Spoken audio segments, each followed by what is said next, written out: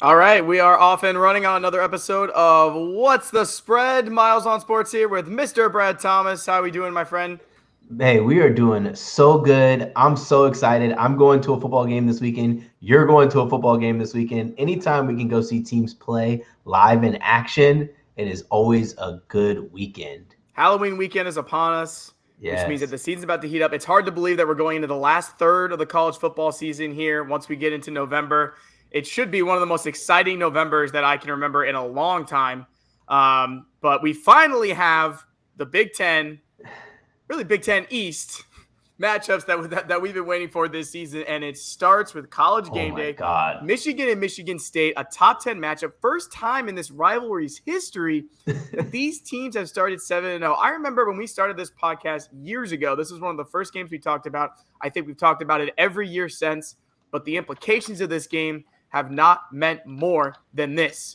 Michigan coming in as 3.5-point favorites. Big noon kickoff. How are we feeling about this one? Listen, Miles, the history of Michigan State in this matchup at home has just been weighing heavily on my decision of this matchup. But I have to eliminate past history and just look at what's presented in front of me. If I compare apples to apples, Michigan is better at every statistical category except for passing the ball. And I don't think that this is one of those matchups where passing the ball is going to be super important. We have a Michigan defense here who's probably one of the best Michigan defenses in recent times, who's only allowing 14 points per game. Yeah, Michigan State has a good defense, but I think that the Michigan defense, well, this is going to be tough to say, Michigan and Mississippi State going back and forth, but I think the Michigan defense has the ability to create more turnovers, and they have the ability to really weigh on you. It was really telling watching that Northwestern game. Me as a guy who loves to live bet, I was looking for any opportunity I possibly could to take Northwestern with the points. I mean, take Northwestern team total. Outside of that one explosive run that Northwestern had, they really weren't in the game. And one thing that's happened to this Michigan defense is the only times where teams really start piling on yards is when they're getting big chunks. And still, they're only allowing 4.8 yards per play. I'm going to go ahead and back Michigan here because this Michigan State team, while they are adequate passing the ball, they're going to rely heavily on Kenneth Walker. And you saw what happened when a team like Indiana was able to take Kenneth Walker III out of the game. I don't mind the 3.5. I normally get a little weary of that hook, but I think that this is going to be a comfortable win for Michigan on the road. Man, I'm just telling you, what's really crazy about this matchup? Both teams are plus 9.9 to the dot on their average to the spread. And I think that it's just a better Michigan team. And there's no knock on Michigan State by any means. I just think that if I have to put my money where my mouth is, I'm going with the team that I think can win this and cover and win by double digits. Yeah, and up to this point, if you've been betting on Michigan or Michigan State, you've been making money. Michigan 6-1 against the spread this year. Michigan State 5-1 against the spread this year. And I definitely considered taking Michigan State. This was not a home run pick for me. Definitely consider the home team in this one, but I'm also going to go with the Michigan Wolverines at minus 3.5. I continue to see from them, again, I go back to when you and I talked about Jim Harbaugh and what was wrong with this Michigan program. And what was wrong is that he lost his identity. And up to this point, they've played a fairly weak schedule. So he's been able to get back to his style of play, which is establish the running game, good offensive line, disciplined defense, limit the turnovers. That's allowed him to get to this point. And I think that that is what is going to win a game like this, because I don't think that Michigan State is near the level talent-wise that Michigan is right now. But I also want to say this. I don't think that highly of either of these teams right now. Because I think that if Ohio State plays either of these teams, even on the road, they're a double-digit favorite. Yeah, so, I totally agree. I saw something on Twitter earlier this week that there was a the sports radio personality, I don't know what his name was, out of Detroit, said this game is for the Rose Bowl because either of these teams lose to Ohio State by 17 each. And I have to agree with that because you just – and again, like we're about to talk about Ohio State, but I'm just saying that that's part of the reason why I'm going with Michigan here is because I think they just have that brand and style of football right now that's going to win a game like this. It's going to be tight. I think it's going to be low scoring. That's usually what we see in this game. There's no surprise there. but I just think that Michigan's playing better football right now. Another thing that is weighing on my mind, and you mentioned Hit me. Michigan State's coming off a bye. The last time we saw them, they go to Indiana and they win 20-15. Ohio State goes to Indiana and wins 54-7. Now, Yes. I know Ohio State's not in this game, but I'm just trying to find some kind of level of comparison as to where these teams are at. Yes, Michigan State is undefeated. They've had a great season. What Mel Tucker is doing with this program is far exceeding my expectations of what I thought I was going to see from him, especially this early. Yeah. But that worries me that they only had a 5-point win against the Indiana team that looks like they have zero identity right now. And you mentioned it. Kenneth Walker held to 3.7 yards per carry in that game, and he's really been the spark plug in this offense.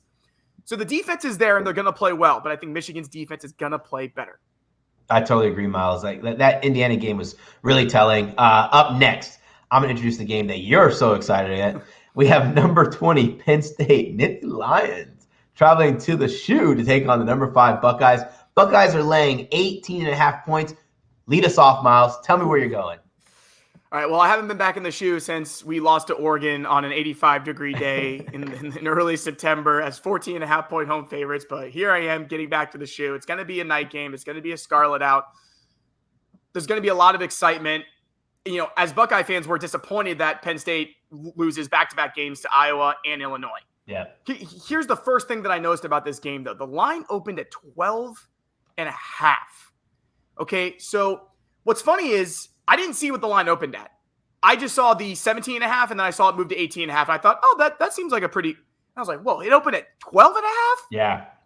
I'm surprised that it would open that low considering what we saw from Penn State last week.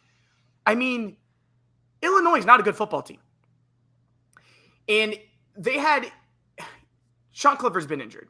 I get that. He says he's going to be 100% healthy. I don't buy it. I don't really think that there was not a spread that I wouldn't have taken in this game. I'm going to take Ohio State minus 18.5. But the reason I bring up what it opened at is because usually I will take the value there. The line opens at 12.5 and it moves 6 points. Was it Wednesday? 6 points. And it moves that quickly. Usually I'm going to take the value and I'll take, Penn State in that situation plus 18.5. But I think that Ohio State's offense right now they haven't played a defense like Penn State's yet, because I think Penn State still has a pretty talented defense. So I'm curious to see if Stroud and company could do the same things. But what this Ohio State offense is doing right now is what I thought we were going to eventually see. Now, Stroud is exceeding my expectations as to how he's commanding the offense. Somebody made a really good point on Twitter the other day of Stroud may not be as talented as Fields, but right now he has more command of this offense than Fields ever had. And I thought about that for a second. I thought it was really interesting.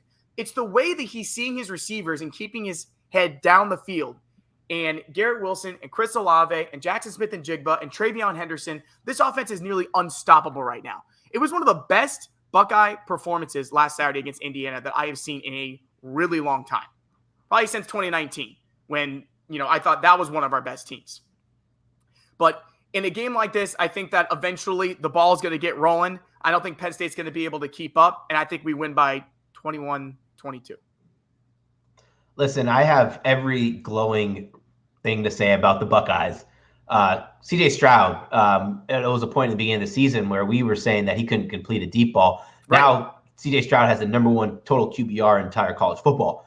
Honestly, 3 weeks ago when I started to see things out of CJ Stroud and I noticed that he was bringing it together, I would have put money on him to win the Heisman. I just can't have 3 quarterbacks to win the Heisman in my betting pool, and I already have Corral and I already have Bryce Young. And I'm already at, 4 players? I can't go any deeper than 4. Yeah. But, so the look-ahead line, the line opened at, 12.5. The look-ahead line got as low as 11 points. And that's when Penn State was, ranked, 4th in the country. Right. I'm going to go ahead and back the points with Penn State here. Very dangerous for me. But, I haven't – this isn't the first time that I've backed big spreads this season. I think that some of the spreads are a little outrageous. I think that this game lands somewhere around a 17-point win for the Buckeyes. And I don't think it's ever going to be a question if Ohio State's going to win. I think that Penn State and Franklin are going to try to slow the tempo down, much like they did against Illinois when they knew they were not in sync. They slowed the game down to as much as they possibly could. And this defense is elite. I think that, for the first time since Oregon, Ohio State will actually have to pay attention to the pass rush. Teams haven't been able to get home to Ohio State, and this is no knock on Ohio State or no knock on CJ Stroud, because hell, you only can play the teams that are in front of you. But life is a lot easier when you don't have a defense that's coming after your quarterback constantly. I think that 18.5 is very generous, and I'm going to go ahead and back Penn State. 8-3 against spread in their last 11. Hell, if I want to say that, Ohio State 4-1, in their last 5 since that loss against the spread. So it's both two very good, compelling arguments. But when you're giving me a huge spread for two very good teams, and I'm calling Penn State a good team because they rely so heavily on their defense, I'm going to go ahead and back Penn State. Well, and that's the thing, right? There's so much value in this line that it would be hard to give that up. I mean, 12.5 to 18.5, and I'm still racking my brain there. Whereas, like, I don't want to bet, against the Buckeyes in this spot. I just wish that the spread wasn't that high, because all it takes is maybe one CJ Stroud mistake to put Penn State in a short field, and they cover that 18.5. Yeah. Now, like you said, I don't think there's ever going to be a doubt that we win this game. This reminds me of 2019 when Penn State came into the shoe and they were 9-1, I think. And we were somewhere exactly around this spread. Like, we were somewhere around like 19-point favorites. Even though they were a 9-1 top 10 team, there was never any doubt that we were going to win that game.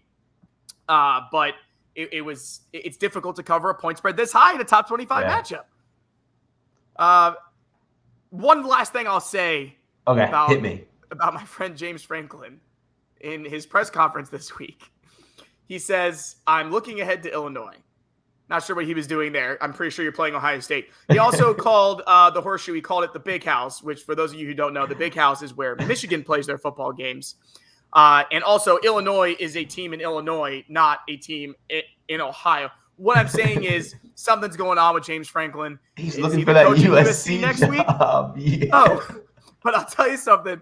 I am a huge proponent of what I call Freudian slips, or something that happens when your brain is elsewhere and literally starts doing the talking for you. Yep. And this guy is not in it right now. No. So I'm not worried about this game at all. I'd be more worried about Michigan State and Michigan than I would about Penn State right now. Totally fair. What do we have next? Okay. Next. How about this? How about we talk about Ole Miss for 3 weeks in a row? And it's warranted, because this is this is another great SEC West matchup. We got number 10 Ole Miss, number 18 Auburn. Auburn, the home team. And Auburn is favored here by 2.5 points for a 7:00 kick. I'll go ahead and let you start on this one. Listen, I'm not even going to think twice about this. I'm backing the Rebels. I'm going to go ahead and take them plus 2.5. Auburn is one of those teams who has every opportunity to be elite. They're close, but this Ole Miss team is just doing things that Auburn won't be able to stop. Auburn against the run this year is allowing 196 yards per game. And so, now they have to go against Snoop Connor, who has the dopest nickname in all of college football, and Matt Corral, who's already has 475 rushing yards with 9 touchdowns on the season. To make matters worse, they're allowing over 250 passing yards per game. And this is Matt Corral, who's over 1,000 yards, 15 passing touchdowns, and only 1 interception. I think that the line opened at 1 point for Auburn. And people are backing Auburn because night game, trendy Auburn pick. But I just don't think Bo Nix and Tank Bigsby are going to be able to keep up with what Lane Kiffin has brewing in this offense.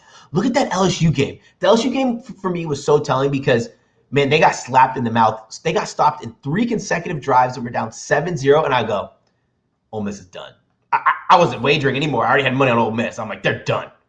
They're not coming back from this. It's down 7-0. They just absolutely beat the brakes off of them. And what they do, they stuck with the plan, and they do what they're good at, and that's moving the ball with I almost said Tank Bigsby, with Stu Connor, let Matt Corral pick up those little yards with his legs, and then use his arm to gash LSU, and the same thing's going to happen against the Tigers. Yeah, you said it, man. I'm not going to think twice about it. This is going to be our 3rd straight week that we both take Ole Miss. We're 2 for 2. Let's make it 3 for 3. I'll take Ole Miss plus 2.5 here, averaging 263.3 rushing yards per game. That's the number that really stood out to me. As impressive as their offense has been, and the scary part is that Matt Corral isn't even 100% healthy. Right? This kid is unreal, man. I mean, he's even better than I thought he was going to be this season, and I knew they were going to be talented this season.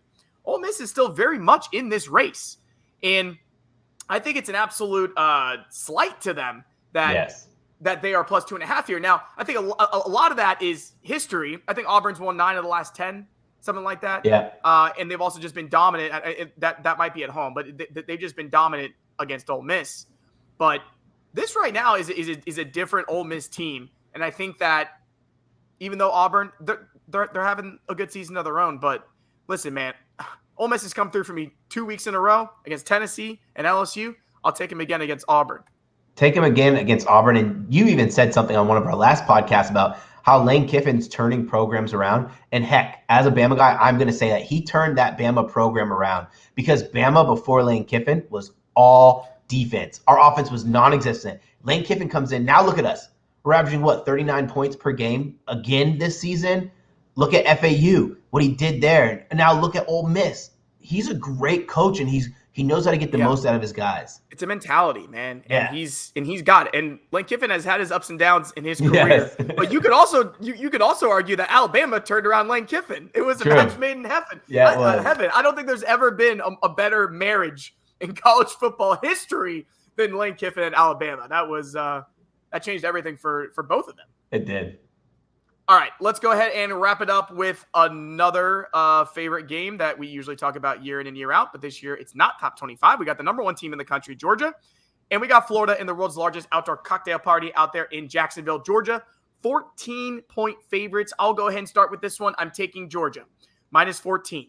Georgia's defense is allowing 207.1 yards per game, 6.6 points per game, 7-3 against the spread in their last 10.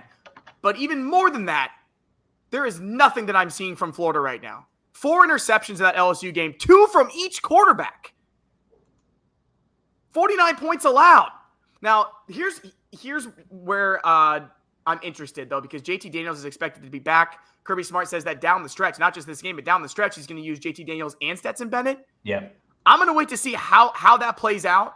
But this Georgia defense, and I'm so tired of talking about the Georgia defense because we've done this year in and year out.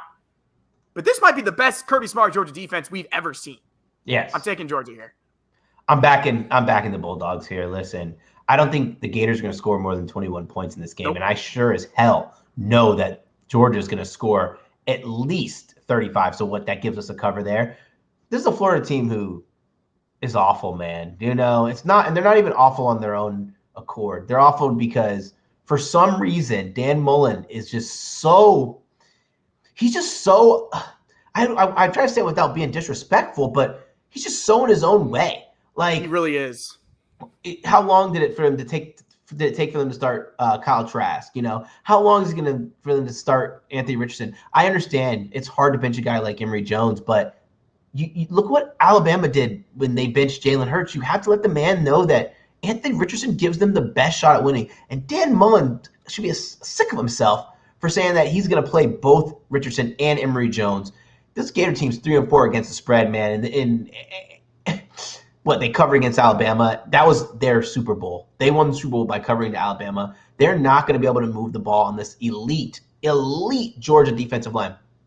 This is a Georgia team. Listen, defensively, they're ranked number 1 in total score, number 2 in passing yards, number 2 in rushing yards, number 6 in number of plays, because teams can't even get a lot of plays off on them, because what does Georgia do well? They stop you, don't let you convert third downs, but they also hold the ball very well.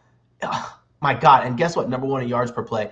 I don't think that a team who is so run heavy like Florida is going to be able to run on the number, and I'm going to say the number 1 rush defense in the country. I can't remember who's number 1 in rush yards, but it's because they haven't played against good rushing programs. And Georgia has been able to shut down Kentucky, has been able to shut down Arkansas, who are both 2 very good rushing teams. There's only one team in the SEC that I can even think will get in sniffing distance of Georgia this season, and that's Alabama, because Alabama has a better rushing attack, but an even more dangerous quarterback. So Georgia has to account for both. But this is Georgia's year, man, and I'm a Bama guy.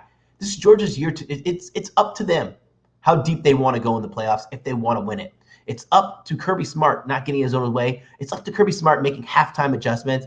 I think that there's no way that this Florida team stays close.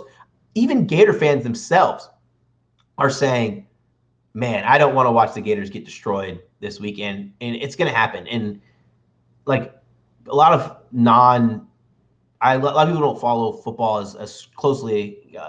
They keep talking about Florida being home and this neutral field game. Yes, it's in Florida, in Jacksonville. This is going to be as much as a 50-50 crowd as you'll see it. It's always 50-50. Yes, and I hate that every announcer and analyst on television and on these stupid podcasts are saying that Florida's home. Like, they're never home for this game. Yeah, Never. It makes no sense to me. Like, and I've heard it so many times this week, and I'm so sick of it. Yeah, they have no advantage in terms of crowd. The other thing is for me too is I know this is neutral site, but how is Georgia only favored by 14 and Ohio State? I know Ohio State's at home, but they're all the way up to 18.5 against Penn State. Georgia's only favored by 14 against Florida. Have people watched Florida football this year? This is what's like this right here. By the way, this is my easiest cover of the week. I think Georgia blows them out. I don't think we sweat this one too much. Florida has nothing to offer this year that can stop this Georgia team. Not a lot of people do.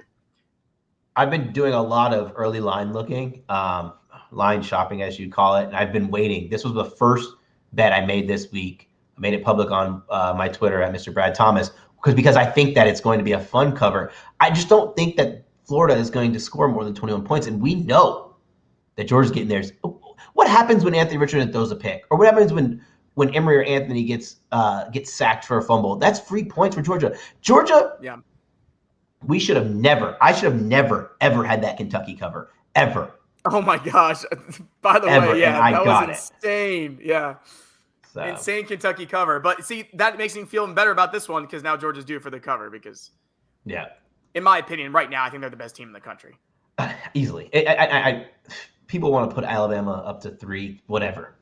They want to put Cincinnati at 2, whatever. It's Georgia and the rest of y'all until we can prove that they can be scored on often. Well, guys, thank you for listening to the first segment. I want to invite you to follow us on Twitter. That's at What's the Spread _. Follow me at Mr. Brad Thomas. Follow Miles at Miles on Sports. And guys, if you're listening on YouTube, take a moment, hit that like button, hit that subscribe button, because we need all of the friends and fans that we can get. Now we're going to turn our attention to the NFL, and I'll start it off with my Tampa Bay Buccaneers. Man, this has been glorious. Traveling to New Orleans Saints, 4:25 kickoff. The Bucs are a 5.5-point favorite. Line has moved 1.5 points. I'm backing the Tampa Bay Buccaneers here.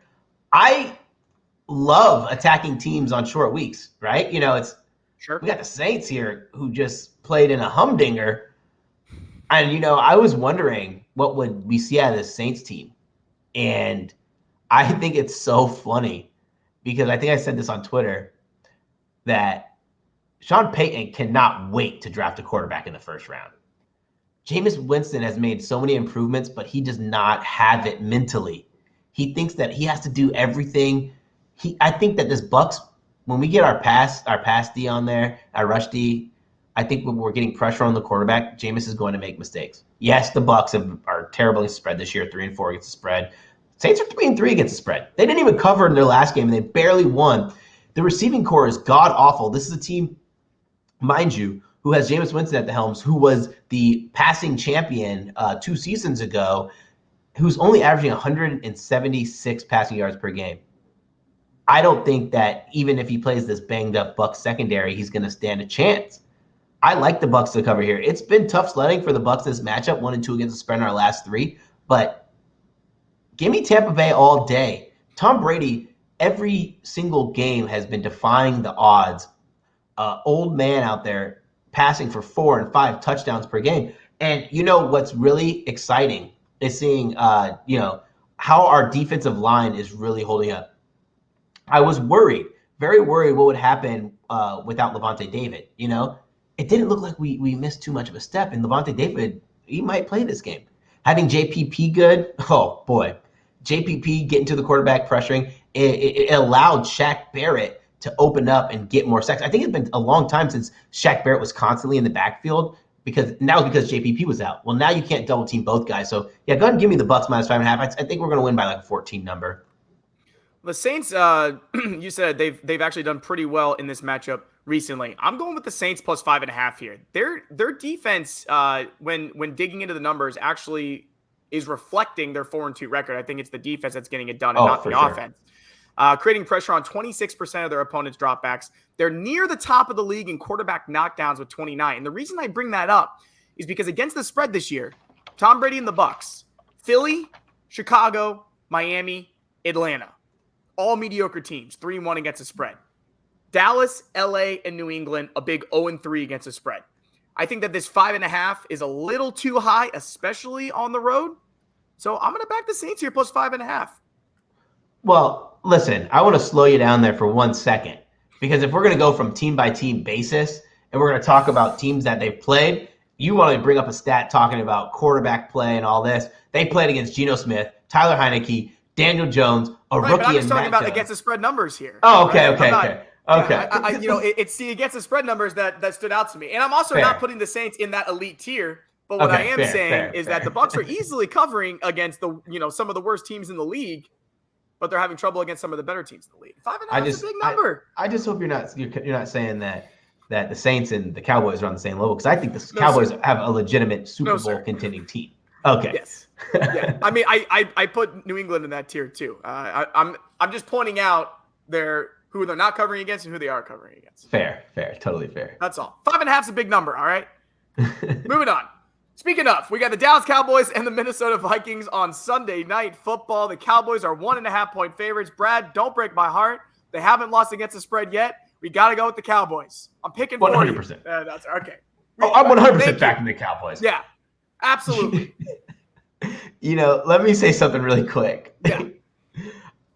Betting with the public in NFL is one of the worst things you possibly can do.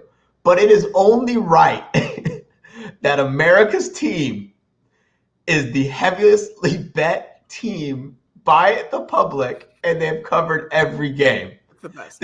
These lines that the Cowboys are getting have been more than comical. Like 1.5-point spreads. I don't see it, man. I don't see this Minnesota team is, they're dealing with a banged up Dalvin Cook. I think that Kirk Cousins is not consistent. I think that, there's a lot of question marks that this Minnesota team has to answer. In their last 13 games, they're 3-10 against the spread. Wait, they get to play at home. 1-6 against the spread in their last 7 home games. As long as Dallas is less than a 5-point favorite, I'm going to back them all season now. I have no other option not to. They have the rookie of the year on defense and Micah Parsons probably. If they don't have Micah Parsons winning rookie of the year, it could be most improved Trayvon Diggs. He has a defensive player of the year candidate. Why would he not? I'm trying to see if one defensive player of the year outside of Trayvon Diggs who has a huge compelling argument. They have, a two-headed monster at running back. They have arguably the best receiving core. I'm not sure if Gallup's back yet. I haven't gotten the news. I think he's questionable or probable. He's one of the two. But even without Gallup, CD, both the two-headed monsters at tight end, Amari, it's just unfair how good Dallas is. I'm going to keep backing him, man. Yeah, I mean, I definitely made a few questionable picks in my preseason, but I am loving my Cowboys pick to win the NFC, and for all the reasons that I mentioned, they are showing it every single week. Why is this only a 1.5-point spread? I don't know. As you mentioned, I would bet this up to 4.5 at this point. Yes. I mean, the Cowboys have scored 35 or more points in 4 straight games. In the NFL, do you realize how difficult that is? This offense is unstoppable. And the Vikings, I think they're coming off back-to-back wins. They're starting to get their season back on track. But we're talking about 2 completely different teams right now on where they are as far as contending. Now, the only thing that I can think of is that Vegas has to think that this train has to end sometime. And the Cowboys are going on the road. And they're playing in prime time. They always like to make it interesting. We saw what happened in the Patriots game. Oh, my God. Miracle cover. Miracle cover in overtime. But a cover is a cover. But until the Cowboys lose against the spread, I'm putting my money on them every single week. 100%. And we have to also remember the teams that this Minnesota team has beaten. They beat Seattle. That was a good win. But they also beat Detroit and Carolina. We've learned really fast that Right. the Panthers are pretenders. All right. Let's go ahead and move on to a matchup in the AFC South, which I was pretty excited about. This is a rematch from earlier in the year. We got the Tennessee Titans and the Indianapolis Colts. The Colts are 1-point favorites. I'll go ahead and start, but I am very curious to see where you're going on this one because you got the Colts last week on that spread at San Francisco. They really impressed me in that win, 30-18. Big win for the Colts. But here's the thing. The Titans are just playing too well right now for me to bet against them in this spot, especially at +1 when I think they're going to win the game. The Titans already beat the Colts earlier in September, 25-16. They're coming off wins against the Bills and the Chiefs. I think they broke the Chiefs, which I didn't think was possible. Holy crap. Wow. And you know what the difference is? It's been A.J. Brown. They've been getting this guy going. He's coming off an injury, but, and if you look at the last 2 weeks, 15 catches, 230 yards and a touchdown, he's making this offense run. I mean, you've got Derrick Henry, who is the 25 to 30, carries a game that we know he's going to be. But the way that Tannehill is finding his receivers right now has been really impressive. And as I said, the Titans broke Patrick Mahomes. Yes, they did.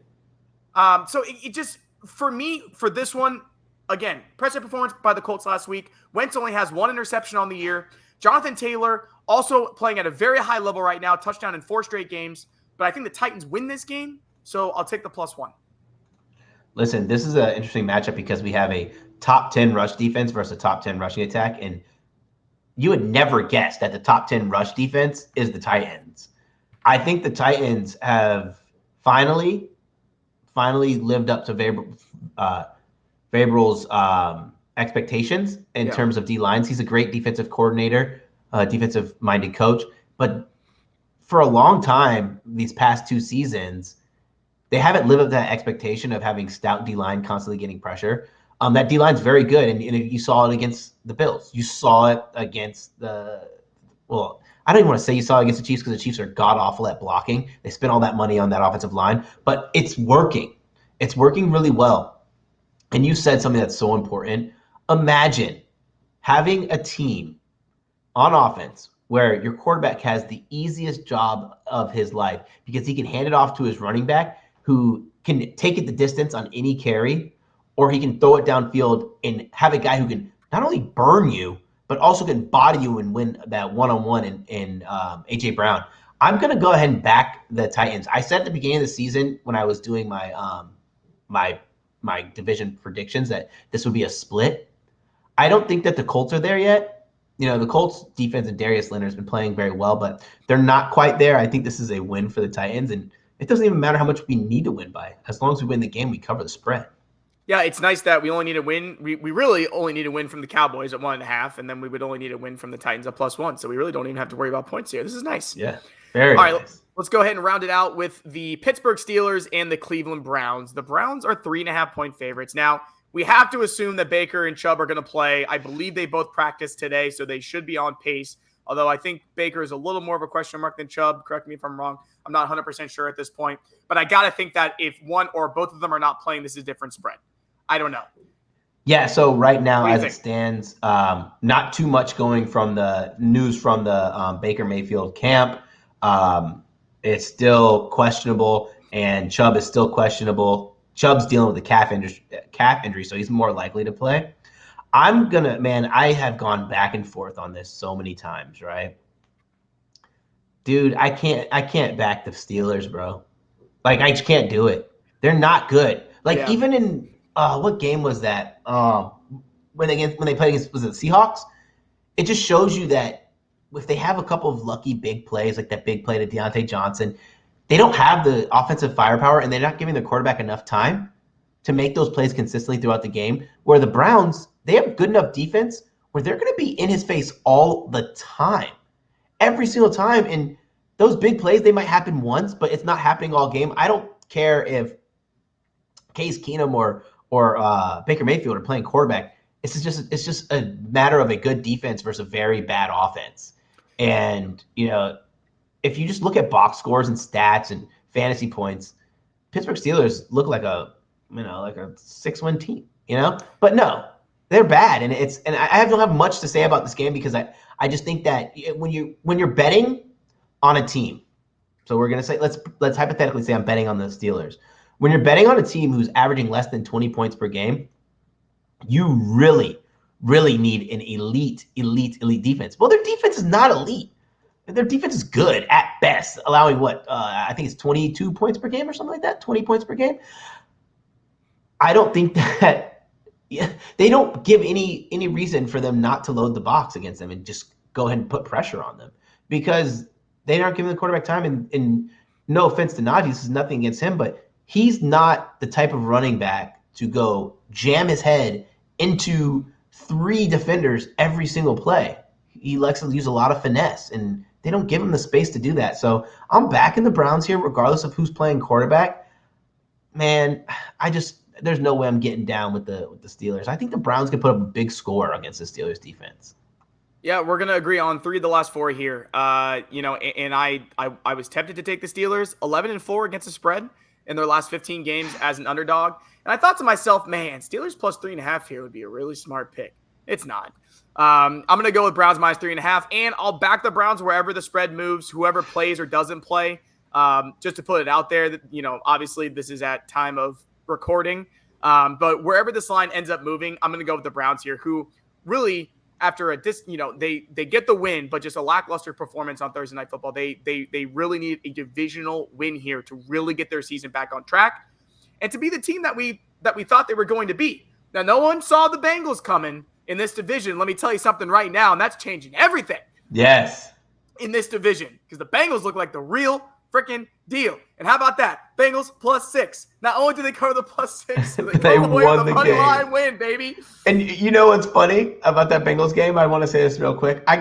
Sometimes I try not to nerd out too hard on the podcast, and I try to keep it to not everyone cares about like those advanced analytics. But the Bengals game was just so glaring that the Ravens allow so many explosive plays, and Jamar Chase had 200 yards of receiving offense. Joe Mixon had a few really big runs. It's 2 of the things that we said that defense is having trouble with, and the Bengals just made us both sound like freaking wizards. Yeah, bro, we both came away 3-1 last week. We also agreed on that Giants-Panthers game, which was a baseball score for most of the game, but we got the Giants plus Yes, 3, another underdog victory. And then you called Sunday Night Football, I called Monday Night Football. I mean, this time we agree on 3 out of 4, so let's run it back. What's kind of funny? I was like, man, this Monday Night Football was coming up, and I was feeling so sick about it. I cashed out my Saints ticket before the game. Nice. Best decision I've ever made. It was the home dog on Monday Night Football. I actually didn't see what the Monday night game was this week, but if it's a home dog, take the home dog, because that's 2 weeks in a row. 2 weeks in a row. 2 weeks in a row. Home dogs have been covering a lot in prime time this year. All right, guys. Thank you so much for listening to this episode. Be sure to download the podcast on iTunes, Stitcher, or however else you get your podcasts. Do us a favor and rate us. Whatever stars you give us, we'll love it. And Miles, I want to wish you best of luck this weekend. I hope you have a tremendous time, and tell your parents that I said hello and I love them. Take care, man.